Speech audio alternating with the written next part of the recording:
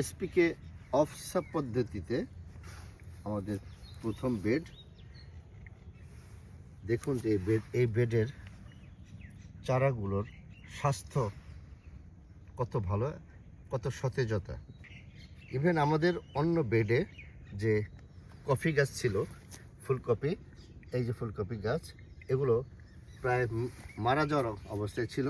ওগুলো আমরা গতকাল এনে এখানে দিয়ে দিয়েছি এবং একদিনের মধ্যেই কোনো যেটুকু পাতায় আছে ঢলে পড়েনি, বরঞ্চ দেখা যাচ্ছে যে সে যেমন নতুন জীবন পেয়েছে, একেবারে তরতাজা।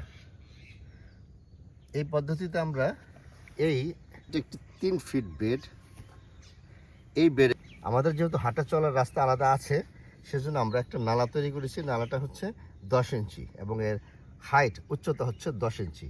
আমরা 6 ইঞ্চি পরিমাণ এর মধ্যে পানি দিয়ে, সেই পানিতে আমরা তরল জীবামৃত এখানে দিয়েছি।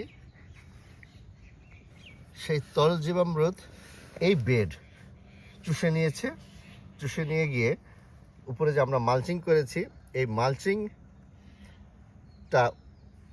মাটির ভেতর থেকে সূর্য যখন আলো দিবে, তাপ দিবে, সেই তাপে এই ভেতরে যে পানিটা আছে, পানিটি একটি বাষ্প তৈরি করবে এবং বাষ্পকে এই মালচিং মাটিতেই ধরে রাখবে এবং গাছ রাতে এখান থেকে অণুজীবের মাধ্যমে তার খাবার গ্রহণ করবে। এতে মাটির বেডটি সবসময় নরম থাকবে, অর্থাৎ গাছ তার শিকড় বৃদ্ধি করার জন্য পর্যাপ্ত জায়গা পাবে, কোনো বাধা পাবে না। কারণ আমরা বেডের উপরে গাছের গোড়ায় কোনো পানি দিব না।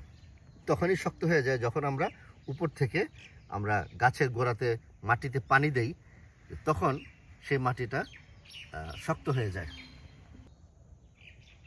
শক্ত হয়ে গেলে তখন গাছ তার শিকড় সঠিকভাবে ছড়াতে পারে না, গাছের গ্রোথ কম হয় এবং আমরা ফলনও কম পাই। এবং এই পদ্ধতিতে অধিক ঘনত্বে আমরা মাল্টিপল গাছ রোপণ করতে পারি।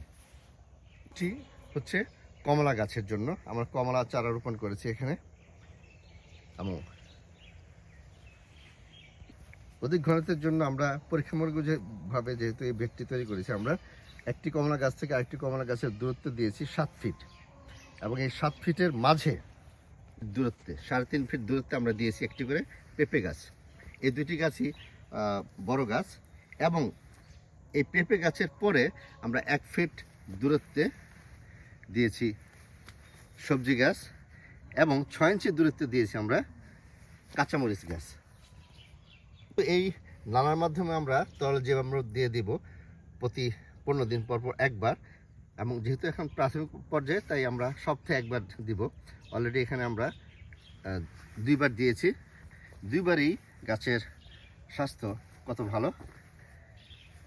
সেহেতু সবসময় মাটির নিচে সে তার খাবার তৈরি করার জন্য যে অনুজীব তাকে খাবার তৈরি করতে সহায়তা করে, সেই অনুজীবগুলি সবসময় এই মাটির ভিতরে থাকবে।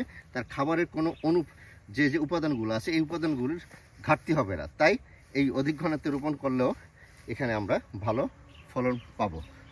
আসসালামু আলাইকুম।